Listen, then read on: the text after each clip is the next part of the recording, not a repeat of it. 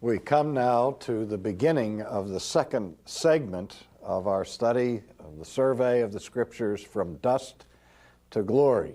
And now we are about to begin our exploration of the major themes of the New Testament. The New Testament period opens with the announcement in the Gospels of the pleroma, which concept is translated by the words fullness of time. There's a keen sense in the New Testament that what takes place in this brief period of time in which our Lord was on this earth and active in his ministry, that this period of history was what history was created for in the first place. That from all eternity, God created a plan of redemption.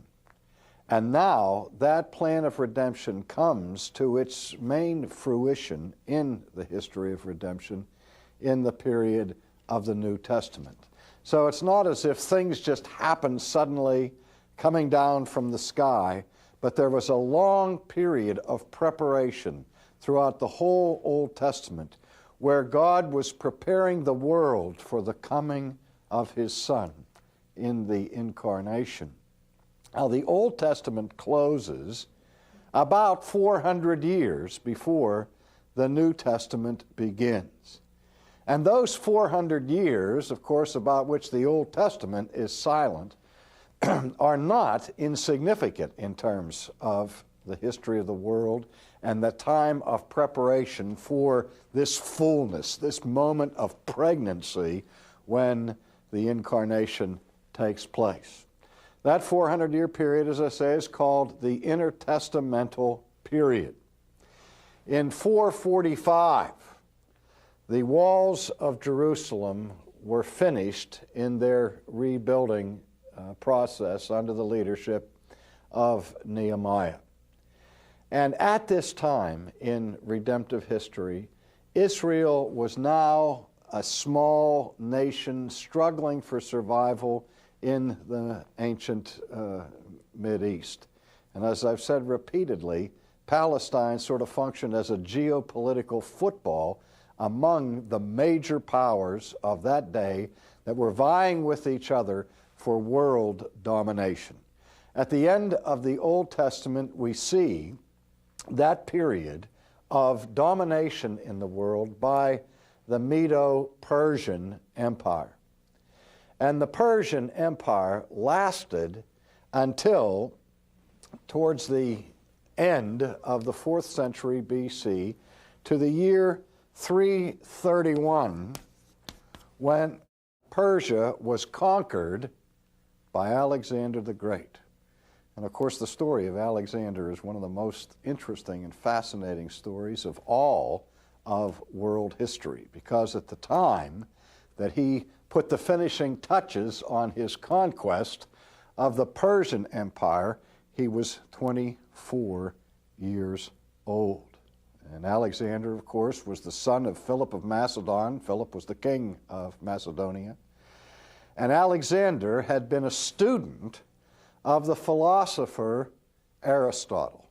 And that's an interesting process in and of itself, because we go back into the history of ancient Greece and we see three giants, three titans who would influence Western civilization from that point after, who succeeded one another in direct succession. First, of course, is Socrates.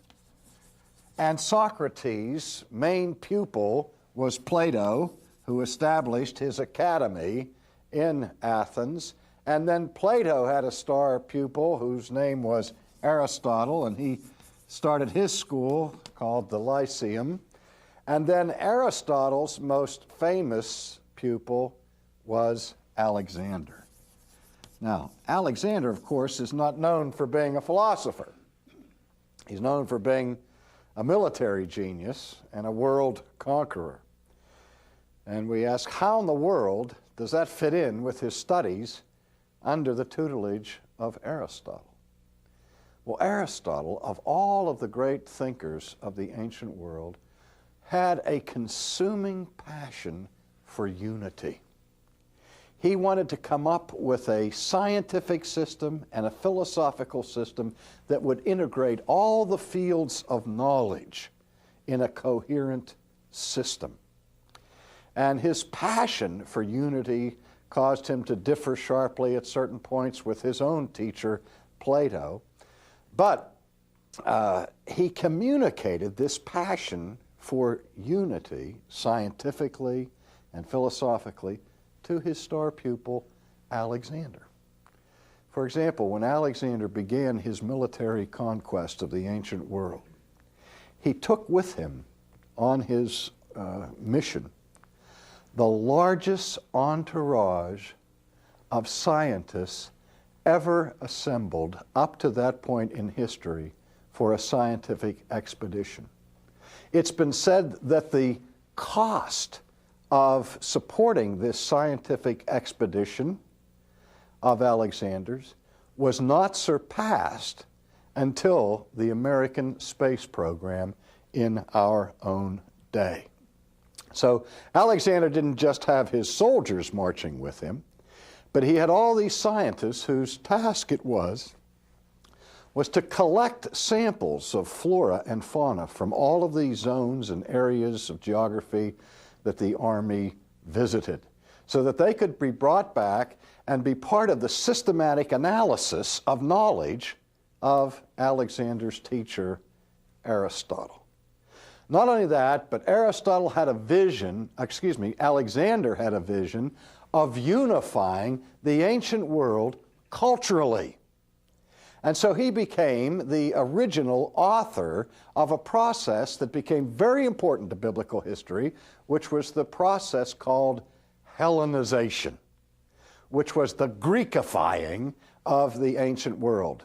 Alexander wanted to have all of the people in that area speak the same language, have the same philosophy, have the same cultural mores, and so on. So that was all part of his agenda for conquest, and ultimately is the reason why the New Testament was written not in Hebrew or in Aramaic, but in the Greek tongue. Well, as I said, in 331, Alexander conquered the Persians. But in 327,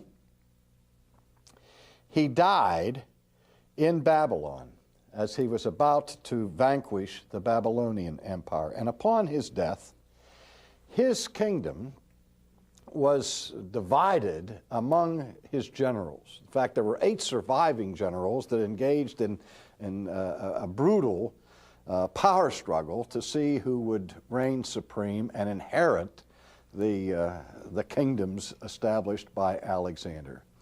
But it ended up ultimately being divided among 2 different groups. The Ptolemies, and you may have heard of that name, as the Ptolemaic system of the universe was that influenced by Aristotle's physics and astronomy, and that reigned supreme until a Copernican revolution in the modern period. The Ptolemies and the Seleucids. Now, initially, Palestine was controlled by the Ptolemaic dynasty that controlled as Egypt as well. The Seleucids ruled over Syria and other portions of the world at that time. Now, in the year 320, Palestine was annexed by Ptolemy I of Egypt. So this surviving general of Alexander, Ptolemy I, took control of Palestine as part of his dominion that included Egypt. And that lasted for a couple of decades until the year 198 BC. In 198, now Antiochus, who was Antiochus III, wrested control of Palestine and brought it over now to the dominion of the Seleucids and the Syrian Empire. So this is what was going on here, as the control of Palestine was shifting and changing between the successors of the kingdom of Alexander the Great. Now the significance of this movement in 198, whereby Antiochus III takes control of Palestine, is that Antiochus III had, if anything, a more ardent passion for Hellenization than even Alexander had originally. And as a result of this, he imposed by force a process of Hellenization upon the Jewish people. Now, his attempt to make Greeks out of the Jews in Palestine was fiercely resisted by a small group of Orthodox, pious, conservative Jews who did everything in their power to preserve the ancient culture of Judaism, and they were called the Hasidians, or the pious ones. And we still hear of Hasidic Judaism even in this day. It's also significant that during the intertestamental period, as the Jewish culture was becoming eclipsed by the influence of Greek culture, that other groups began to emerge who sought to maintain the purity of their own ancient traditions. And one of the most important of these groups was the group called the Pharisees, and we meet frequently in the New Testament. In a sense, the Pharisees were the original Puritans of the church.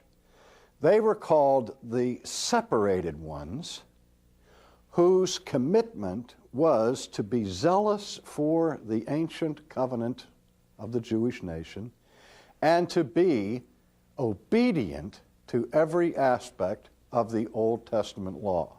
Now, by the time we meet the Pharisees in the New Testament, they have degenerated into a self-righteous, externalistic, hypocritical group of people who were deeply opposed to Jesus and to his mission. But originally, they were godly men who were devoted towards reformation, towards restoring the historic faith of the people of Israel. Now, one of the most important moments that transpired in the intertestamental period took place in the year 175 BC. 175 BC, when another Antiochus rose to power, and his name was Antiochus Epiphanes. Antiochus Epiphanes. Now, that name may be familiar to you for one or more reasons. You've certainly heard the word Epiphany. And we even have a celebration in the church year that honors the day of Epiphany. And Epiphany, the word, means manifestation. And Antiochus Epiphanes was called by this name because he was considered to be the manifest God.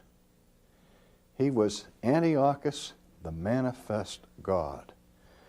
And some scholars came to the conclusion that he was demented because of the bizarre nature of his behavior.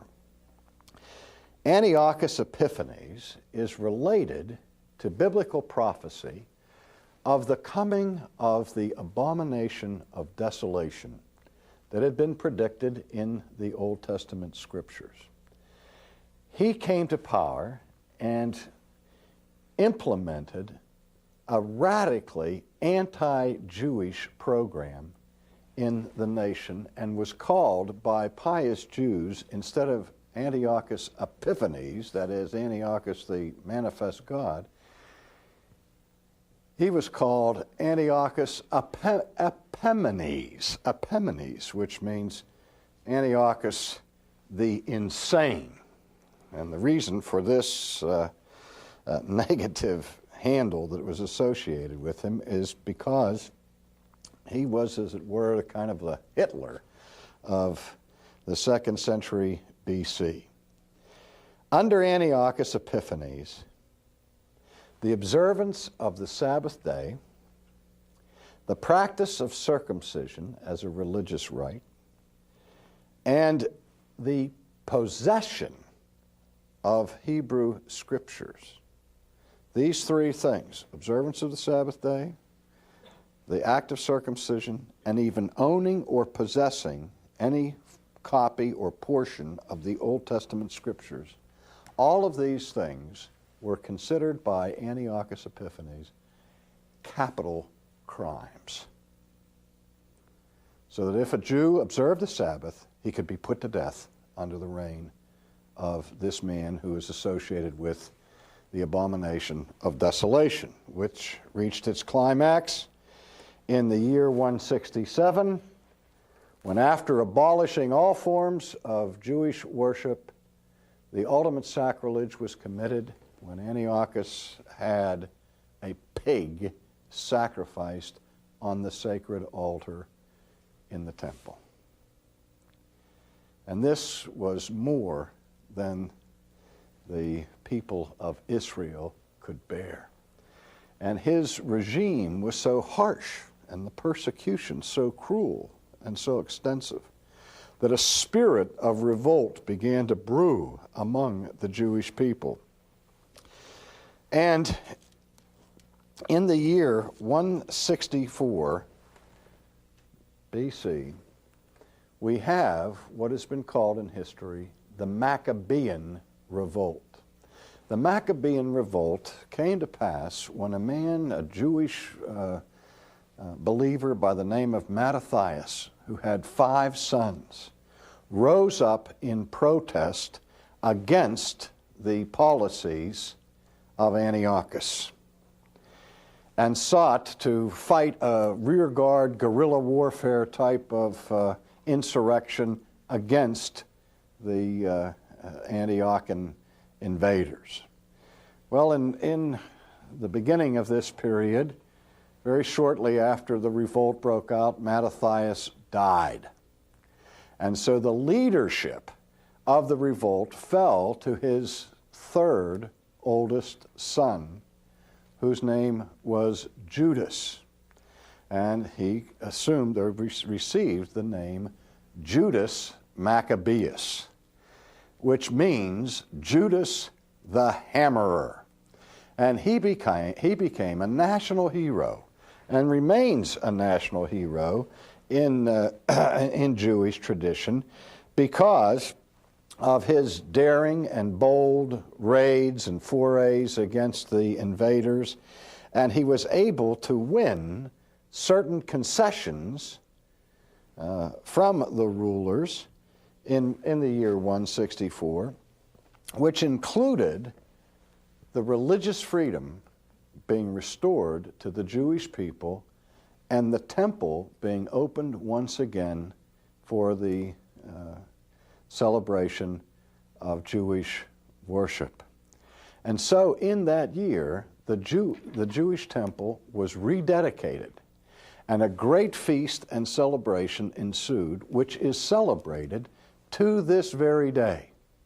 The reopening and rededication of the temple took place in the month of December and is celebrated to this day under the feast of Hanukkah, or Hanukkah, I should say. We're all familiar with the Jewish celebration of Hanukkah, which is a celebration of the victory of Judas Maccabeus in this period of revolt.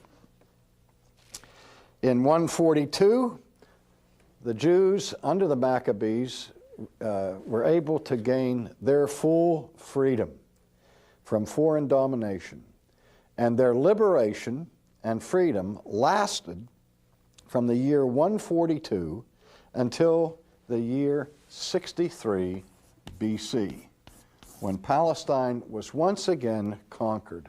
But this time, the conquerors were the Romans. And the general who was responsible for the conquest of Palestine in the year 63 BC is a man with whom we're somewhat familiar because of our awareness of Shakespeare's play, Julius Caesar, and our history books that tell us of the first great triumvirate that included in its members the general whose name was Pompey. And Pompey, you know, became associated with Julius Caesar, and there was all kinds of intrigue later on, and we remember in the story that Shakespeare gives us of the assassination of Julius Caesar, that when Brutus stabbed Caesar, and Caesar's last words were what? Et tu, Brute, then fall Caesar. And in the climactic moment in this scene of the play, Julius Caesar falls dead there on the floor of the Senate, and he falls dead at the foot of the bust of Pompey. Well, it's this man Pompey who was responsible for the Roman conquest of the Jewish nation in the year 63. Now, 23 years later, in 40 BC, there was a new moment that took place when, under the Roman domination, an Idumean chieftain was appointed more or less as a local vassal by the Roman authorities to be a local king over the Jews. And this man's name was Herod the Great. And Herod the Great really founded a dynasty. He's the one who rebuilt the massive structure called the Herodian Temple, and certainly would be famous in world history even if he didn't figure prominently in the New Testament for the extraordinary building projects that he established during his reign. But he was also known for his cruelty and for his viciousness as a puppet king of Rome. He was installed largely by the influence of two Romans, whose names were Octavius and Mark Antony. Mark Antony of Antony and Cleopatra fame. And Octavius, who becomes Caesar Augustus, who is mentioned specifically in the New Testament. But it is significant that when the New Testament opens, the people of Israel are now groaning under foreign rule once again, with the power of Rome, and the power of Rome standing behind their puppet king, who is conceived by the Jewish people to be a traitor to their national interests. That's the drama, that's the setting in which the New Testament opens.